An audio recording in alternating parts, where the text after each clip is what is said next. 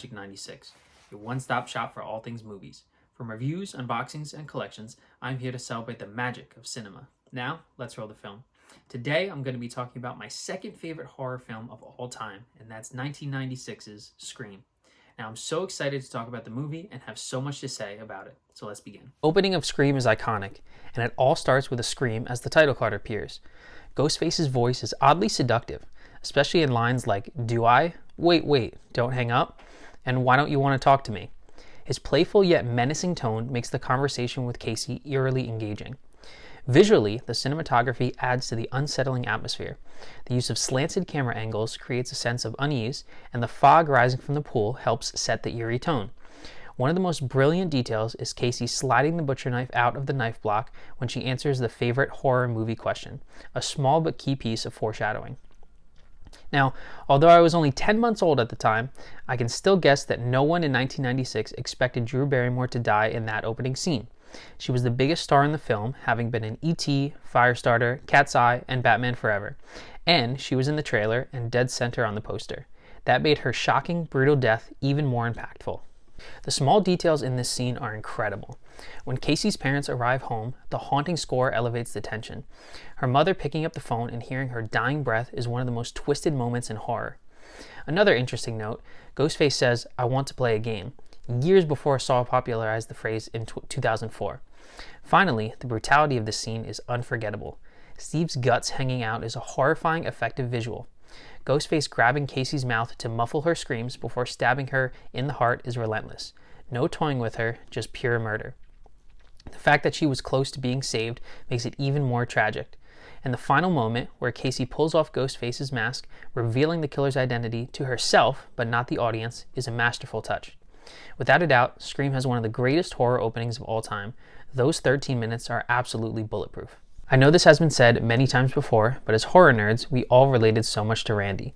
It wasn't just his vast horror knowledge and iconic rules, it was also the fact that he worked in a video store. Something older viewers may have actually experienced, and younger fans like me only wish we could have. And let's be honest, most guys watching this movie probably had a crush on Neve Campbell or Rose McGowan. I definitely went through a phase of being obsessed with Neve. Huge shout out to writer Kevin Williamson for creating such a rewatchable movie. The first time you watch Scream, your focus is on guessing the killer. For example, there's a key moment at the fountain where Billy gives Stu a look after Stu answers Sidney's question about gutting someone a little too accurately. Stu immediately says, "I didn't kill anybody," and Billy replies, "Nobody said you did." On a rewatch, you start catching all these subtle hints that Stu and Billy are giving each other. By the third watch, your focus shifts to the murder of Sidney's mother. The movie drops clues early on, like when Tatum tells Sidney that Dewey hasn't seen a death this bad since blank before catching herself and stopping. Later, Principal Himbry tells the sheriff that Sidney is the daughter of a woman who was killed last year. These moments foreshadow the bigger mystery unfolding in the background. The fountain scene is also such a great way to introduce all our main characters. And then there's Gale Weathers. Her intuition that Cotton wasn't responsible for Maureen Prescott's murder is a small but crucial detail that makes her a great character. One of the best examples of Scream's clever setup and payoff comes when Sidney opens her closet door at home and we hear ominous music. Later, Ghostface pops out of the closet, mirroring that earlier scene and reinforcing the film's suspenseful structure. Rewatching Scream for this review, I also realized I never knew the in-movie name for Ghostface's costume is called Father Death. Now, Sidney isn't just a badass because of how she handles Ghostface, she also doesn't take crap from anyone. The moment she punches Gale is such a standout. It immediately establishes her as tough and independent. Honestly, I think she's the second best final girl of all time, right behind Laurie Strode. And Matthew Lillard brings an insane amount of energy and uniqueness to this role.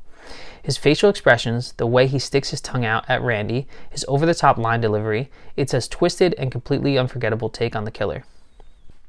Visually, the film has some incredible shots.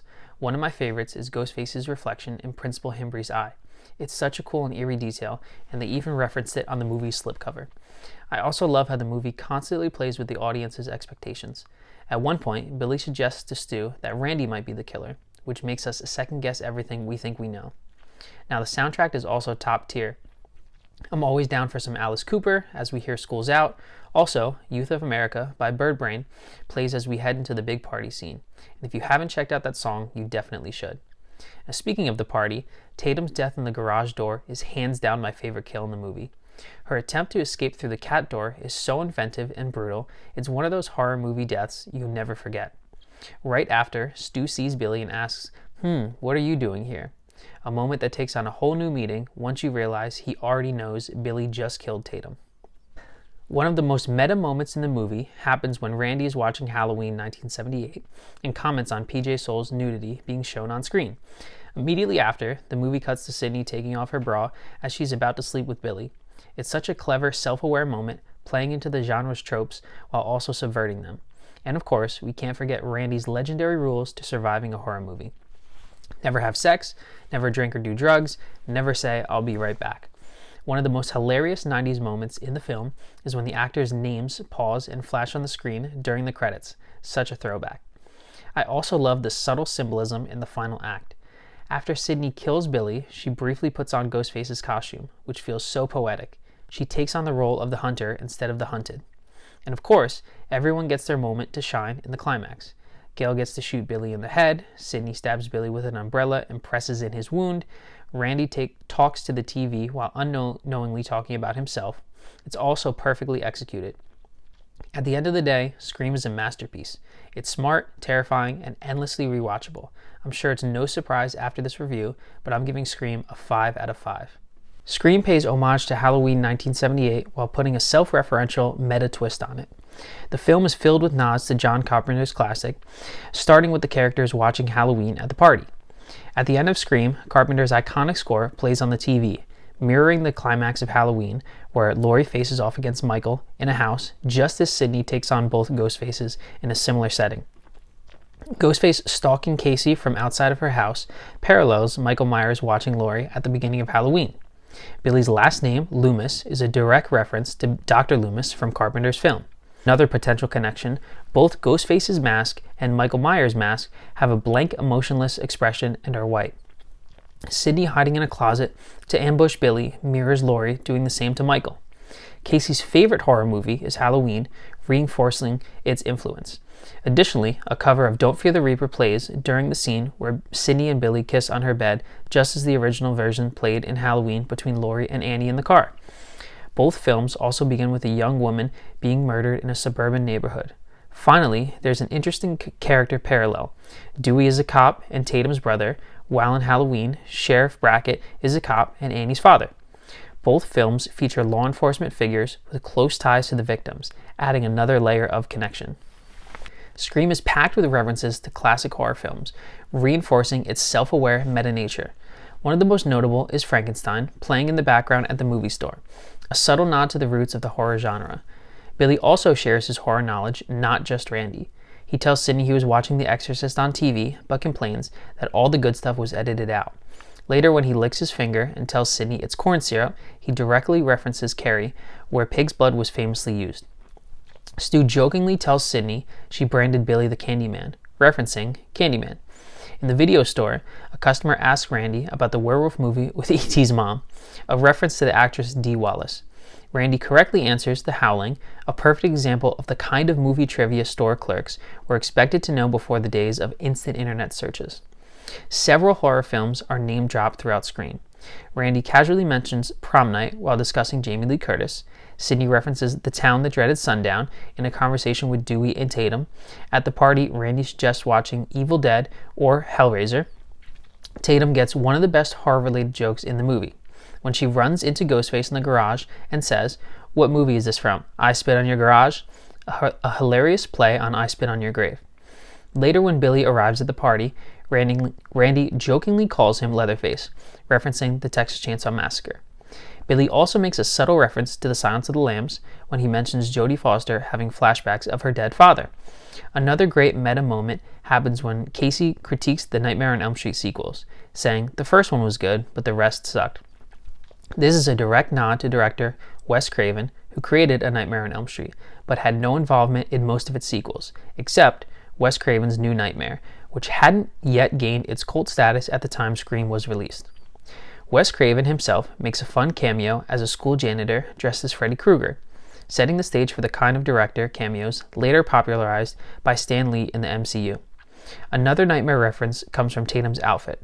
Her shirt has the number 10 on it, a nod to Johnny Depp's character, Glenn, in A Nightmare on Elm Street. Some of the best quotes from the movie include, "What do you want? To see what your insides look like? Do you like scary movies? Now, Sid, don't blame the movies. Movies don't create psychos. Movies make psychos more creative." You're starting to sound like some Wes Carpenter flick or something. We all go a little mad sometimes. "What's the matter, Sydney? You look like you've seen a ghost." "No, please don't kill me, Mr. Ghostface. I want to be in the sequel." "We got a surprise for you, Sydney. You're going to love this one. It's a Scream, baby." "Not in my movie." "I'm feeling a little woozy here. My mom and dad are going to be so mad at me." "You hit me with the phone, dick," which apparently was an improvised line by Matthew Lillard. Probably my only issue with the movie is David Arquette's acting. I don't blame him entirely because obviously he didn't write those lines in the movie, but at the same time, some of his facial expressions and choices he makes are truly bizarre. There's no wonder when he was spoofed in Scary Movie, because I think that's what we were all thinking. Some examples include Gale telling Dewey he doesn't look a day over 12 years old. Like, why would anyone say this if we were meant to take him seriously as a cop? And Dewey later exclaims he has boyish good looks.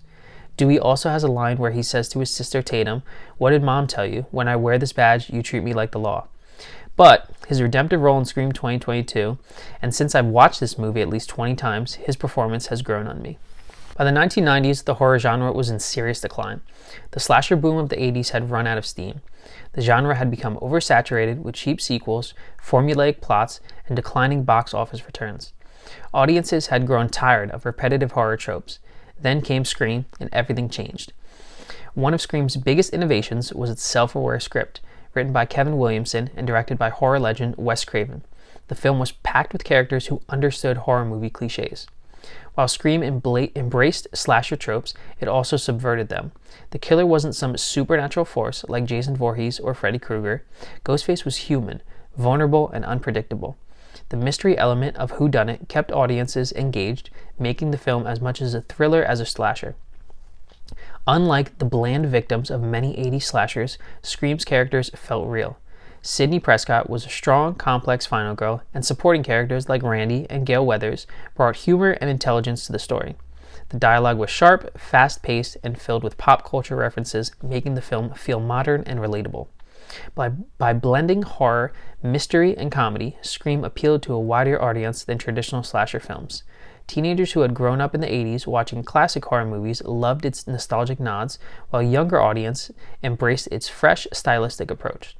Scream didn't just revive the slasher genre, it kickstarted a new wave of horror. It inspired countless imitators, like I Know What You Did Last Summer, Suburban Legend, Final Destination, and proved that horror can be smart, self-aware, and still terrifying. This disc has HDR and Dolby Vision compatibility, and wow, did it pop off the screen. I've had this Blu-ray version of the movie for maybe a decade, and it blows it out of the water. The yellow sweater Tatum wears is very vibrant, and the night scenes are enhanced so we can see more of the fine detail. Now, I'd give this 4K a 4.5 out of 5 stars.